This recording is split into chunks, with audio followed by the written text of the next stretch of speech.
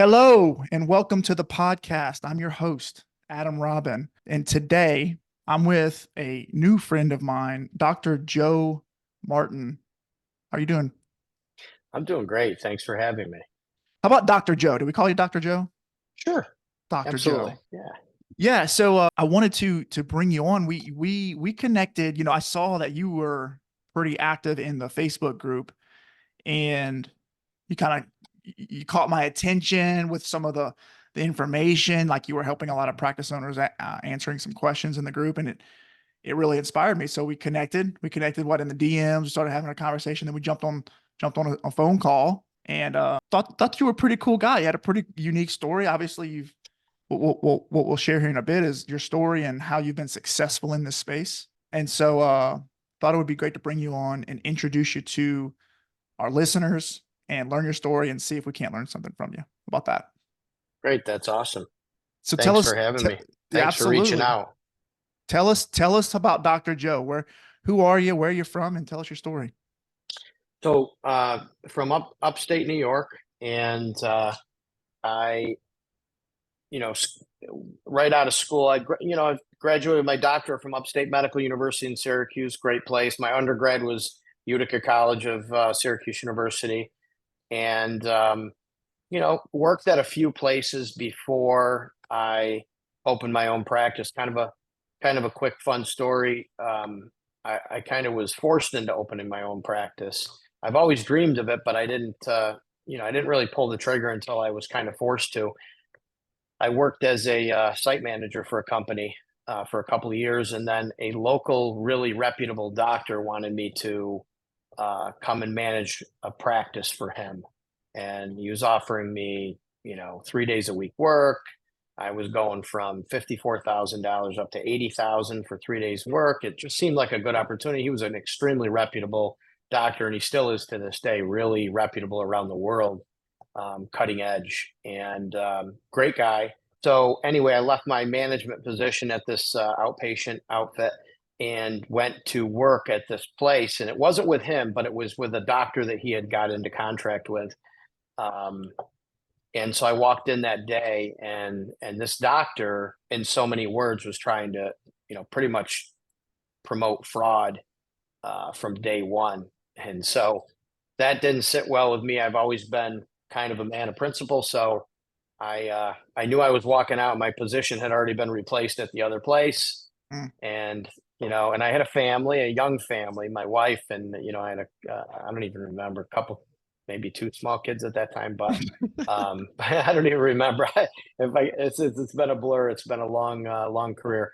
Um, but we had a small, young family, and there was really no other place in that area to go for a management position. I didn't want to go backwards, so I opened my own practice, and I had a patient that believed in me and invested $15,000 to get me started, and I was very reputable Wow. in the area that the position that I left.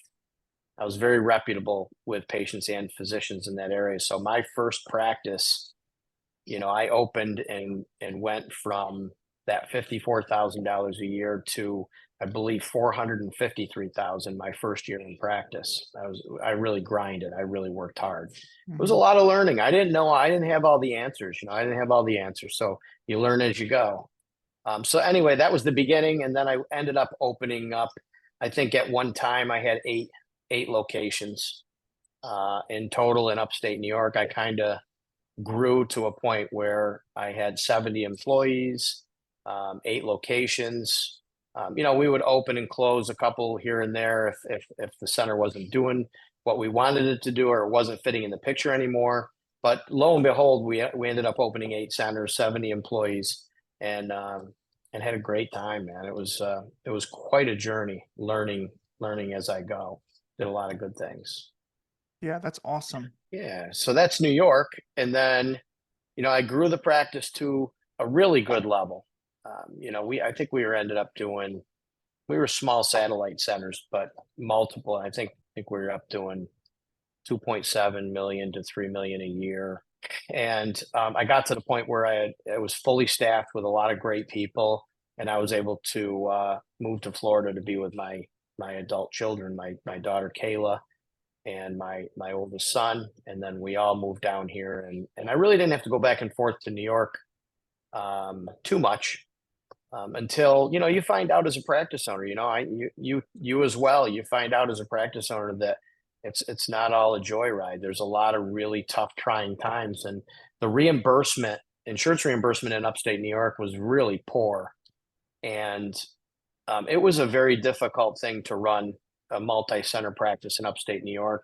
There were some insurance companies that we actually paid to treat the patients. We were at a loss with this insurance, but we kept it for 20 plus years because we were doing our service. Everybody else was Hmm. throwing these people to the streets, and we stayed doing it, and we were able to do it.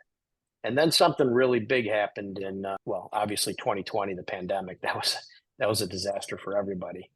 But then another big hit in 2022 when Medicare cut all the physical therapist assistant reimbursement. Hmm. That was the second big hit, and then just recently in February of 2024, the cyber attack on Change Healthcare was a devastating blow to us, probably worse than the pandemic.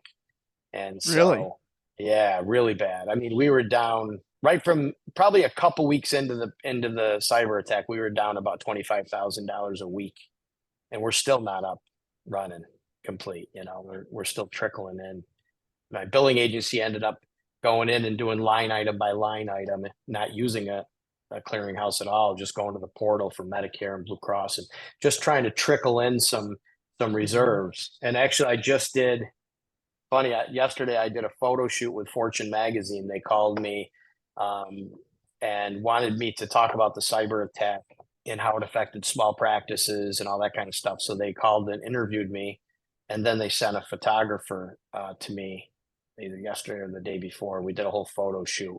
So that story will be coming out pretty soon. But yeah, Cool. it was pretty monumental, pretty crazy. But I think the whole big story is, listen, there's a lot of beautiful things about being in practice, but you gotta have tough skin, and you gotta be able to know that when your face hits the pavement, it's you don't walk away. You be a leader, and you show your people that are working for you that we got this. We got everything. And so one of the parts of the story for Fortune magazine is, and they wanted me to have a backpack because I remember in the first couple of weeks of the cyber attack, I was carrying cash from Florida to make sure I made payroll for my employees. It's pretty crazy. Wow. Yeah. Yeah, I like what you mentioned about the hard times because I feel like we've all been there and they ain't over yet, right? They never They're stop, do they? they're not over. And you know what? It takes, and I know you do a great job. I don't know everything about your practice, but I know you're definitely a leader in this field, bringing other professionals together. I actually respect you a lot for that. And Thank you. but you're right. You're right, Adam. It's not if something bad's going to happen or if something hard is going to happen. It's when, and how do we deal with it? How do we diversify? Like right now, I'm still in the middle of diversifying. I mean, I was 22 and a half years in practice and multiple centers, and I'm still figuring stuff out Hmm. because things change. And where we go, like as a practice owner, if this is your livelihood, what's happening over the next 5 years? Consumers are changing, patient knowledge is changing. I know one of the reasons for my success in Delray Beach, my practice, is because I'm using an innovative regenerative technology. And people down here are completely fed up with cortisone shots, medication, and surgery as their answers. And people with foot problems, being, orthotics are not just the only answer either. There's so many other things. The population is getting not smarter, I think more aware that there's a lot of other regenerative things that they can do out there. And, insurance doesn't cover everything, and that's kind of a good thing and a bad thing. I mean, we want insurance companies to cover things for patients, but at the same time, patients are willing to come out of pocket, a lot of patients, because they want the best for their health. And they realize that some of the things that insurance does cover isn't necessarily the solution that they want. So I'm down here in Florida. I'm perfectly positioned. We're doing it in New York too, but we've been with insurance companies for 22 and a half years. So you don't just change your whole system overnight. We did diversify, which is one of the things you do in tough times is you learn how to diversify your revenue sources so that you can not only survive. I mean, who wants to just survive? You want to thrive and become, remain a force.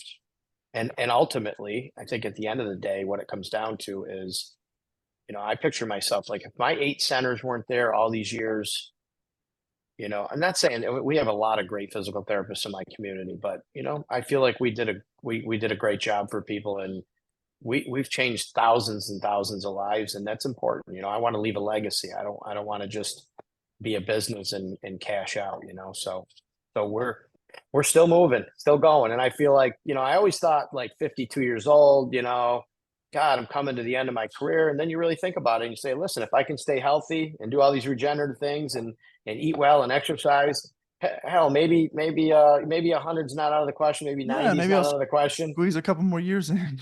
Yeah, maybe I'm just getting started. Who knows, right? But Yeah. I love life, and I love people. I love my patients. So that's kind of where I'm at. Cool, man. I've got a few questions Sure. that I want to get some clarity on because you touched on a few things that you've been doing some amazing things, right? I mean, and you've been through a lot, right? So there's a lot of wisdom that you have. And I mean, I don't have any data to back this up, but based on the number of practice owners that I speak with, I would say the vast majority of owners don't get to 8 clinics and $2.73 million a year. Most of them are very small practices trying to make it, right?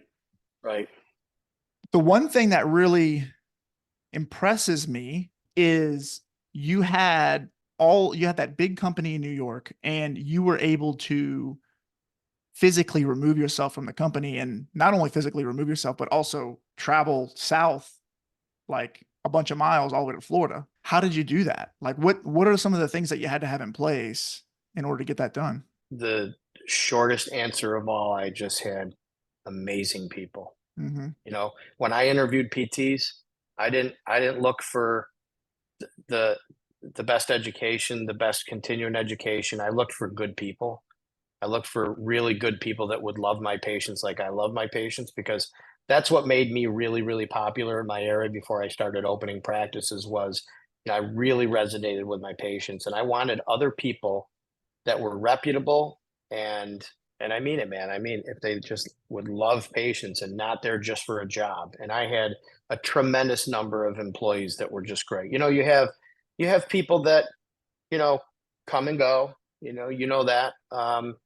And my area was very difficult to attract. And I would say that at one time, I mean, I had 70 employees. I probably had the best, the cream of the crop of all the people in my company. And I still, even now, where I'm down to one mega center in New York, I'm no longer several clinics because of the way the industry is going. I'm continuing to reduce my risk and understand, what practice is going to be successful going forward. And, big practices with a lot of capital, a lot of venture capital behind them, equity, investors, all that. If you have unlimited capital, you can grow 50, 80 centers, right? There's big companies out there. But for the little person, and I don't mean little, physically. I mean, I am a short guy, but what I mean is, you've got a way in your life. You've got a way what risks you want to take. You have family. At the end of the day, you have your family. You have, you want to live your life as well. And there's a lot of really tough things out there to consider. So I don't think the industry is the same anymore. I wouldn't do it again alone. I wouldn't open, like people down in Florida. I'm like really busy in my practice. People always say, "Oh, you should hire 3 more people and just slow down yourself." And I really don't want to do that because I've done that for, you know, you know, 22 and a half years, and it was a great experience. But I think right now it's going to take a lot of thought on where we're going in the future, where I'm going to fit in the future with outpatient PT. But the answer, to get back to your question, is I had really good people, and I always like to say that I always tried to hire people that were just a cut above myself, and Nice. um, and I and I really believe that. I really believe that these guys were great. I had several people I could name them all, but I won't name them all. But they were just, and I still have a couple, probably a handful of people that were with me for a long time that still. But and when it comes down to it, Adam, how do you keep those good people, right? Mhm. How do you attract good people? Well, I also, a lot of businesses put productivity first. They put numbers first. And I never did that. I never, I always respected my employees' family life. And I bent the rules. And I loved being a practice owner because I could bend the rules all I wanted. And I was fair, like it was equal with everybody. But I would bend the rules. If I had a woman that her dad died, what's this 3 days grievance, 4 days? He was out for a month. I didn't Mhm. care. I wanted her to be with her family. They were struggling. The mom was struggling. No problem. I held her job. Did I charge her PTO? No, I didn't charge her PTO. And I would do it for every single one of my staff. I had two guys that were with me for 10 and 15 years, respectively. And at that point, we held a ceremony. And the guy that was with me for 15 years, I paid 15 months of his home mortgage as a loyalty thank you. And the Wow. guy, the guy 10 years, I paid 10 years, 10 months of his personal mortgage. And that was my way of saying, hey, thanks for 10 years. Thanks for 15 years, you two. And they were. Those two guys were cream of the crop. They were amazing with patients. Best, one was a PTA, one was a PT. And they were amazing. And I always told my staff that I loved them, and I still do. And I think if you create that kind of a culture where you really care about your staff and their life outside of the practice just as much as you do as the numbers and productivity, the money comes, the Man, you know what I mean?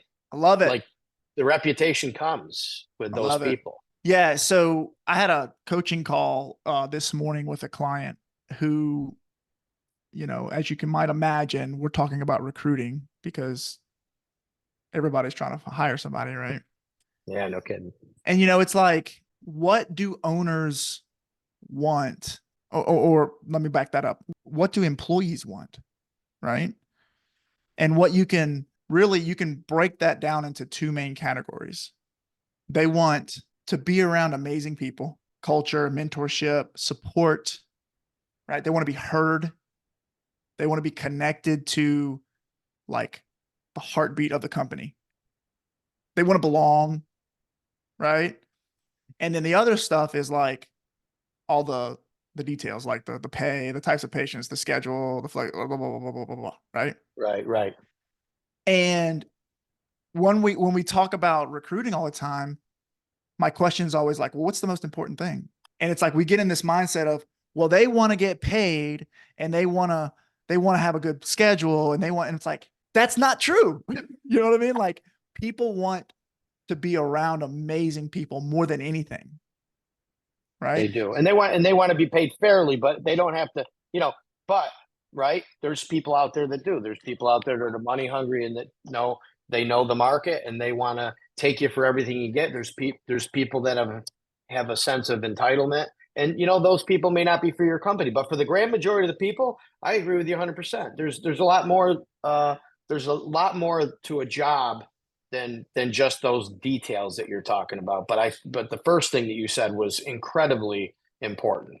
Yeah. It's like, listen, whether you're deciding to hire somebody, whether you're deciding to outsource and work with a vendor, whether it's billing, a biller or a digital marketing agency or whatever it is, like at the end of the day, the most important thing is like, is there value alignment between me and this person? Like, is this a good Huge, relationship? huge.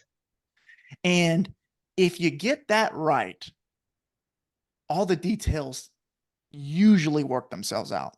It's like you're gambling on people, like gamble on people and invest in your people, grow your people to grow your company. Right. Yeah, So I agreed. love that about you. And that's, like I'm not the smartest guy in the world. I have my opinions about things, but one of them, for now at least, is if you love on your people and you really focus on your people and you maximize alignment there, you're going to make more money. You're going to grow your business. You're going to basically do whatever you want to do. Absolutely. So Yeah. I love that. I love It's that. funny. So It's funny how it comes back to simplicity, right? It doesn't every have to time, be it doesn't have to be complicated. You just have to treat people like people and care about them and their lifestyle just as much as you do your business. And it's pretty, like you said, the rest takes care of itself. That's right. It's pretty crazy, but it's simple like that Well, it gets for crazy in most our people. heads. It gets crazy in Yeah, our heads. It's like, oh my God, should I do this? Should I do this? Should I do that? Is this a good fit? Should I, is this a good opportunity? And it's like, let's just back up and ask ourselves, are these good people? there you go. You know what I mean? And it's like the answer is yes, then you've got to take a risk on that, right? And the other thing Um, I think we, if you don't mind, sure, go ahead. that I learned along the way that wasn't always obvious to me. And talk about, I always thought I was a pretty smart guy too, but you learn as you go. You're not as smart at, you're smart, but you learn so much that you learn more about yourself as a leader, and you back up and you say, well, wait a minute, this person can't be managed the same way that person can be managed. And everybody responds differently. And you got to, one of the skills that I think that I could still use is learning how different people tick. Mm, And how do you really, and obviously there's policies and you got to kind of stay above board with every page, but different people respond differently to different types of feedback, different incentives, the way you talk to them, the way you respect them, the opportunities that you give them. I mean, there's so many different things about managing people differently instead of across the board. Everybody gets managed the same way. I'm a That's a huge fanatic. skill. I'm a fanatic with that. Yeah, it's like emotional intelligence. Yeah, It's that's like that's amazing. I had a coach tell me one time, EQ is the new IQ. Emotional intelligence is the new IQ. And I'm probably making this up. You guys can, who are listening, you guys can Google it and fact check me if you want. But I would be willing to bet that your EQ, i.e., your emotional intelligence, is more correlated to your income than your IQ is. Your ability to understand others and how they tick and what their personalities are like and how you can influence them and help them be the best versions of themselves and lead them. Like that is the skill set that all great business owners have, you know, the Johnny Rockefellers and the big, like that's what they do, right? Right. Dale Right. Carnegie, he wrote How to Win Friends and Influence People. What do you think? What do you think that's about? The whole book's about how to make other people feel good, right? Do you remember when you read that book? I read that book when I was in PT school. Yeah, I don't even remember when I read it, but it was a couple, at least 2 decades ago. Yeah, I've got to That reread was it. it. That's yeah, and we do, right? We do. We've got to go back and read those. The power of now, and the what is it? Napoleon Hill's Think and How Grow to Think. Rich. Yeah, I mean, just so many great old classic books that you can learn from. Good to Great. You ever read that book? Yeah, Good, yeah, good to Jim. That's good. Jim Collins. Yeah, that was a great book too. I mean, Yep. and there's so many that you're like, you look back and you're like, man, I didn't read that. I didn't read that. I didn't read that. I mean, books are huge. Hmm. They shape us. I have a other sidebar question. Sure. It's obvious that you had to place some amazing people in that clinic that you trusted, that you knew that you didn't have to micromanage. You could just kind of let them run with things. Maybe some type of leadership team. Do you have a partner? Is there some equity shares or a profit share? Like, how do you have that set up with your leaders? No equity in the company. No legitimate equity, but Right. I do pay. Um, like when I diversify. When you, again, in upstate New York, the reimbursement was so small. That's the other thing that was the Yeah. difficult thing about running the practice is, and the more you could make your employees understand the business end of things, and they understand margins, and they understand where there's not a lot of room for things, when the reimbursement's so impoverished. Some understood it and grasped it, and you know, some people along the way just didn't really care about it. They just wanted what they wanted, and that was it. But it truly did. I had one leader, actually the guy that was with me for 10 years, and I paid 10 years of his mortgage. And this goes back to what we were talking about, how much people. I would always say things to him. He was a clinical director, and I always would say things to him that for me, it was pretty easy and common sense. And this guy was really smart, and I mean, like tremendously smart, really smart, certainly smarter than me.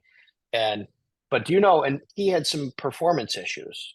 Matter of fact, we tell this story. There was one time I was going to let him go, and he was great. He was probably one of the best physical therapists I ever met in my life. And it wasn't really that he was doing anything wrong. It's just that I didn't get through to him because I didn't figure it out, and I figured it out when I taught him how much a 12-inch piece of toilet paper came out of each visit.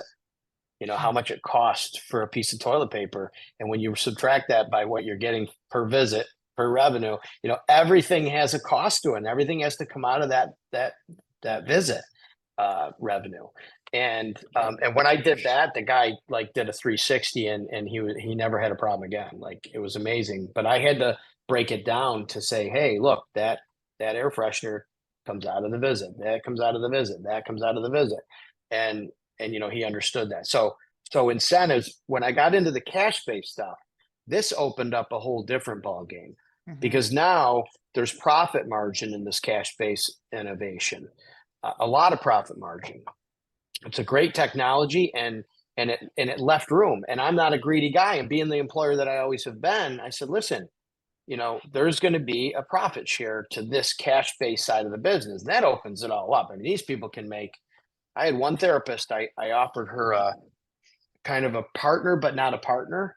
As a matter of fact, after Medicare cut PTAs and was such a monumental cut for us, and I had to disrupt the business model, I actually offered employees a partnership without a partnership. Like, it wasn't a legal partnership, and they weren't legally having equity in the company, but they got treated like a partner. So Sure. they'd get a $10,000 raise. They would get anything above a quota that they did. They would get X number of dollars of profit share. I mean, I had one girl that was making really good money. I mean, total all in with insurance and everything, she was like $124,000 a year. And she was like, I don't know, every 8 weeks cashing in, $400 to $600. And so when you have profit in a company and you're not greedy, you can share. But you have to somehow, in the PT industry, we've got to find that room in the profit margin. Obviously, the profit margin is shrinking in the industry with insurance-based practice. It's shrinking. So we really have to, and it really comes down to that, right? At the end of the day, there's revenue and expenses. And at the end of the day, there's only so much left over. And I always taught my therapist, I said, listen, not just therapists, but everybody, I said, listen, if my payroll is $30,000 every Friday, and everybody here on this team wants a 5% raise or 4%, do the math, and rightfully so. I mean, they want to progress too, right? But if you add 5% to $30,000, and you do that every year, we're a dying ship unless we're increasing profitability or increasing revenues. Right. You can't. I mean, 5%. I mean, do the math on it. If that keeps going, and there's no increase in reimbursement, in fact, decrease in reimbursement. Going down. Right. Right. So like, how, I tell people, if we all are in this together, it's not employer versus employee. It's like, understand, but they have to understand the economics of it, because if they don't understand why. I don't want you to be productive and do this and reduce your no-show and cancel rates, and make sure your units are good. I mean, don't overbill, but don't underbill. Like all the different things, all the metrics that we look at, it's so critically important, because you want that 5% raise or that 8% raise. We've got to pay for that with profits. If we don't, we're a dying ship. We'll all be out of business. Yep. Well, let's talk about that, because I Yeah. know you were able to completely change your business model, which is amazing in itself. And then not only that, you started a new cash pay. You added some cash pay services to your clinic. You moved to Florida, and then now you have a cash pay clinic in Florida, right? Yes, I am credentialed with Medicare here. Oh, okay. But other than Medicare, obviously our hands are tied with the whole can't charge Medicare cash, but it is an uncovered service, so it's not really part of that. But you still get Medicare people that want to do it. And right now, I'm so busy down here with Softwave that I really, our Facebook marketing campaigns, we target customers that are 64 and below, just because we don't want to muddy the waters. It's a tough situation, you know, and we don't want to we don't want to get caught up in the game of what's skilled care and what's not skilled care and what's a covered service, what's an uncovered. I Right. just don't want to. Why muddy the water if you don't have to? Mm-hmm. And I refer people. Like I take Medicare, but I refer people to other therapists in this area. If I think they need 3 times a week, you know, for 6, 8 weeks, and they need balance training, I'll refer to another physical therapist to do all that traditional work, and I'll just do soft wave. Mm-hmm. Mm-hmm. But that's a, I'm assuming that's a, margins are a lot different down there in So, Florida in your new practice. yeah, yeah, and they're different in New York as well with cash based. So when it's cash based, you know, and you find out, I never thought, because my reimbursement was so impoverished in upstate New York, I never ever considered any part of a cash based program because people balked at it. But really, what drives it is a digital marketing campaign. I mean, it's night and day different. If I just put this software machine in a clinic and people did their traditional marketing and, you know, just marketed it to their existing people and put flyers in a local sub shop and Right. told the doctor about it, like none of that would work. I mean, you really need this day and age. If you don't have a good digital marketing program, you're missing out. Because I mean, just today I got 10 new leads in Florida just today, and probably 6 of those are going to come in for them. I've scheduled 5 already today out of those 10, and they're coming in, and people are doing it. And same thing upstate New York, you know. But it's because we have to level the playing field. We have to get to the consumers and bring them in. And yeah, the profit margin's totally different. I mean, you know, if I'm seeing my average soft wave treatment is 159 bucks. And if it's just soft wave, I'm not doing any traditional PT. Soft wave takes about 8 minutes, you know. So you block 15. You can see 4 people in an hour and make $640 an hour. That's a nice deal. It's unbelievable. And if soft wave alone is the answer, then that's beautiful. And I feel good about it. People get better. But if somebody does need it, I'll block out probably a half hour to do all my other stuff. And I really don't charge any more for that. I don't participate with any insurance companies down here other than Medicare. But if it's a Blue Cross or whatever the other insurance companies, if somebody buys software from me, I throw all the other stuff in. Do you get referrals from physicians down there? No, none, zero. And it's because when I first started, I was doing software in people's homes. I did a mobile practice. But the mobile practice is not a good business model in my experience. I know there's a lot of people out there that do it. But what I noticed myself is when I first started, I took Medicare, and that's all I did. I did in-home care, not with Softwave. But when I started my practice down there, I didn't even have Softwave yet.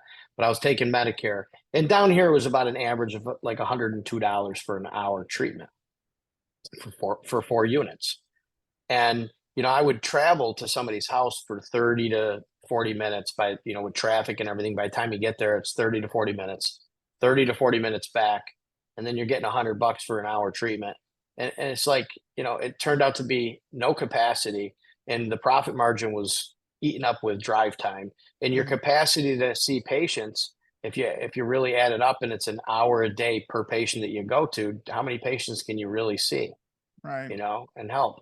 So, you know, at the end of the day, it's a no-brainer. Now in Florida, which I think this is the smartest thing in the world, when I talk to people that want to open their own practice, you know, when I first started, I wanted the clinic, I wanted the beautiful place, I wanted the lease, I wanted the brick and mortar. But what I learned over 22 and a half years, and what's beautiful here, is they've got these co-spaces now where, you know, it's 16 medical suites and about 20 different types of professionals. It's very interdisciplinary. There's massage therapists and waxers and MDs and psychotherapists, and we all just basically rent medical suites.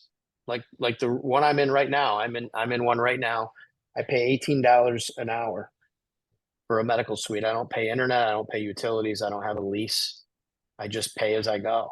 And it's professional. It's got an electric massage table, and they provide all the paper towels and sanitizer and, you know, everything. And I store my software machine here. And it's like at the end of the day, there's no risk, there's no overhead. I could walk away next week and not have any risk at all. and it's very reasonable, $18 an hour. And if you're seeing 3 soft wave patients an hour, you're making over $400 to $500 an hour, and you're paying $18 for a room. Mm-hmm. Now, Mm-hmm. to me, in the PT industry, we've never had those odds. It's never been like that. It's always been, oh my God, we got to scrape pennies here, just to get that profit margin up. But here, it's a no-brainer. I mean, this practice, I'm probably 3.5 to 3 3/4 days per week. I don't have all the fancy machines, but I don't need it. I have my hands. I've been a manual therapist for 28 years, and I have the soft wave machine. And me and the soft wave machine are a great team, and we get people better, great outcomes. We're still helping people, and we're making buku dollars. I mean, probably going to do $650 to $700,000, and my expenses are about $188,000. Good for you, man. That's awesome. And you know what the expenses is? It's about $12,500 a month in Facebook ad spend in Florida. That's what I started with 3,000. But anybody that gets out there and does digital marketing, you have a really good digital marketer. If you're spending 12,500, you should have a commensurate, revenue generation for that, of course. Mm-hmm. I'm not just throwing $12,000 at radio ads and billboards and all that. I have dialed into this digital marketing company, and it's unbelievable. So Right. when your biggest expense is Facebook ads, you're doing all right. Yeah. So it's like everything shifts. Everything shifts. So instead of spending all your money on payroll and operations, rent, utilities, overhead, you're spending your money on marketing. That's it. Getting to the consumer first. Right. Which, be honest with you, that's how I got the 8 centers. I was always a consumer directed marketing. I always tell people, how do you get this physician to start referring to you? How do you get, this physician's already got a relationship. They got their own PT. I said, okay, no problem. Because if you get to that patient first on the street, and they like you, and you're legitimate, you're not blowing, it's not smoke and mirrors with you. You're a real quality therapist that's going to give them good valued care, and you're not there just for the money. They're going to love you, and they're going to stay with you. And when they go to their doctor, they're going to tell the doctor, oh, I already had my physical therapist. Thank you, though. Mm-hmm. And that's what we have to do, is get to the consumer. We got to educate the consumers and let them know what we do, because there are bad actors in every profession. And there's people out there that give us a bad name. Like, for example, like employees that want to work for a good employer. Well, employees don't want to be productivity vehicles. No, they don't. Physical therapists want to be physical therapists. That's Right. what we went to school. That's what we went to school for. Now, in defense of the employers, because I'm getting to the point in my career where I want employees to go open their own practices. That's kind of my next phase of my life. The next 10 years, I want to help employees not be employees anymore. I want them to open their own practice. So, and I know the best and the worst of both. But in defense of the employers, it's not easy. But right, you're an employer. It's not easy. There's a ton behind the scenes that a lot of employees don't realize. Mm-hmm. It's huge. It's a lot of work. Like even in New York State, even an employee I have right now, great guy, he's been with me for a while. Hey, guess what? On top of what, you see your paycheck, but on top of that, do you know that I pay $5,000 a year to the IRS just to have you as an employee? Like, there's Mm-hmm. employer costs Mm-hmm. that nobody knows about, nobody sees. And that's just one, right? You're an employee. You know what I'm talking about. There's it's never ending. And in New York State, disability, Yeah. Workman's comp. I mean, oh my God, give me a break. So it's tough to meet in the middle. But I always love to say, definitely not employer versus employee in our industry. But if everybody understands both sides, it's tough. Yeah. But I think that's amazing. I think that, man, what you've done, I mean, what I admire about you is you're just constantly learning. You're just constantly learning. Like, you're a lifelong learner. I mean, I'm assuming you didn't know anything about Shockwave or Facebook ads or any of that stuff. Like, you've learned that more recently, right? At 50, what'd you say, 52 years old? yeah. And you go through, and you know what? I'm a combat soldier, so I'm used to taking the hits and grunting it out and doing all that kind of stuff. So I kind of carried that soldier mentality with me in business. But the biggest thing about it is I went through really tough times with advertisers. I went to people that did Google pay-per-click ads. I went through Facebook ads, people that were sending me garbage leads, people sending me people from 100 miles away. Like there's good and there's really bad. And you Mhm. spend money on bad and you Learning. learn that Right. it costs you. So one of the values that I have, over the next 10 years in coaching therapists is listen, don't go through that painful stage that I had to. You can, I found a good digital marketing team, and I know what's good. Like people used to tell me, these marketing teams just tell me, "Oh, you got to come on for at least 4 months because it takes that long to really get yourself out there." But that's a bunch of crap. I put my ads on, and in 3 days, I'm loaded with leads because Nice. the people that I'm working with right now are night and day. They get it. They're smart, way above and beyond what I could do by myself. But so really, I'm not like, yeah, look at me. I'm like, wow. I look up and I say, wow, how grateful am I? Like I'm fortunate Yeah. to be where I am right now. But it costs money to get there and heartache to get there. Yeah. I'd love to get you back on, to talk more about what your vision is to help other owners do this. I mean, because what you're doing is awesome. And Yeah, people, thank you. I mean, I don't know. By the way, if you want to know more about this stuff, don't call me. Call Dr. Joe because this guy's Yeah, got it figured out. And I feel like you could make a tremendous impact in the industry and help a lot of owners. Not only open up their own cash pay clinics, but also add this as an adjunct to their in-network clinics.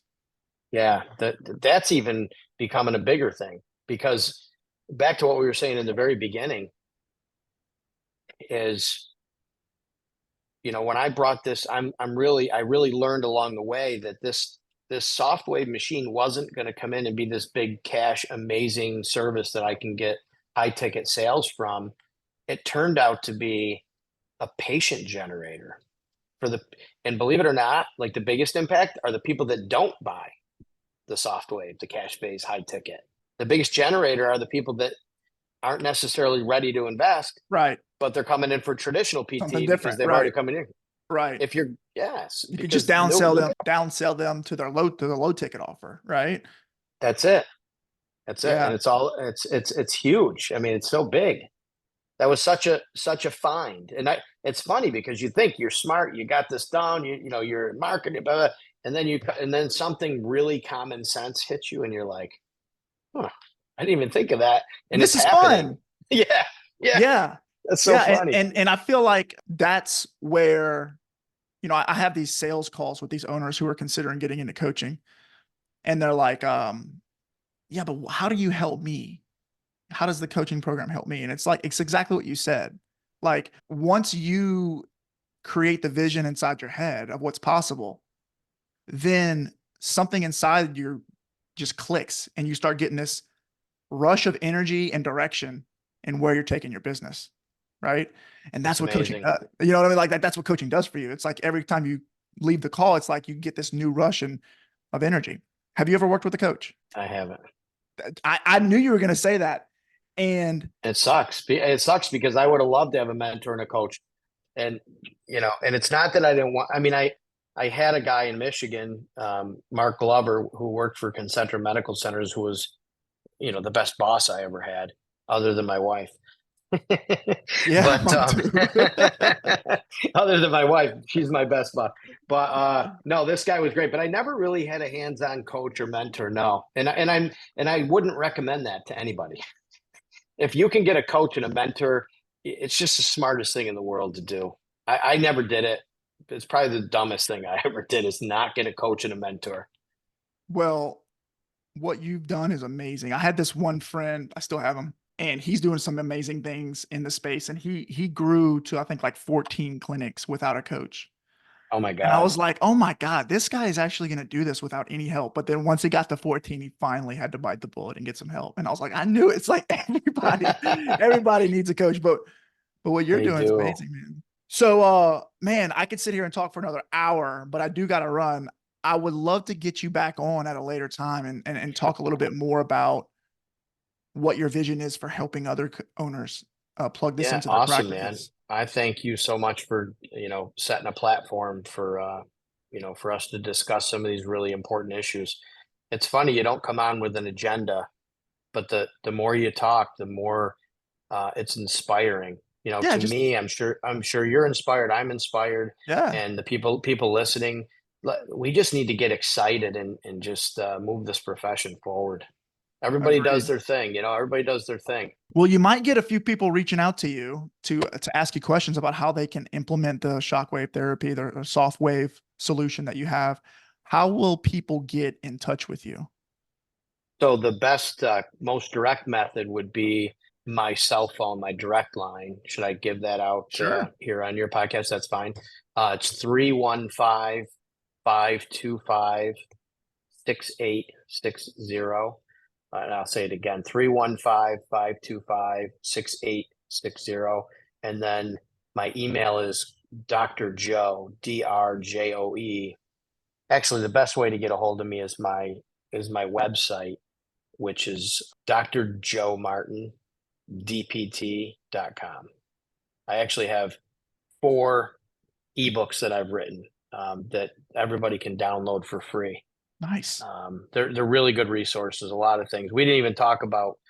Some of the things that I had fun doing, maybe on the next podcast or For whatnot, because sure. I got to go too. I got a patient too. And thanks so much for having me. All right, Maybe brother. someday, I'll be like you and have a podcast, and I can have you on and return the favor. Done. I'm appreciate the time. Take care, man. Have a great Peace out. evening. You too. Bye.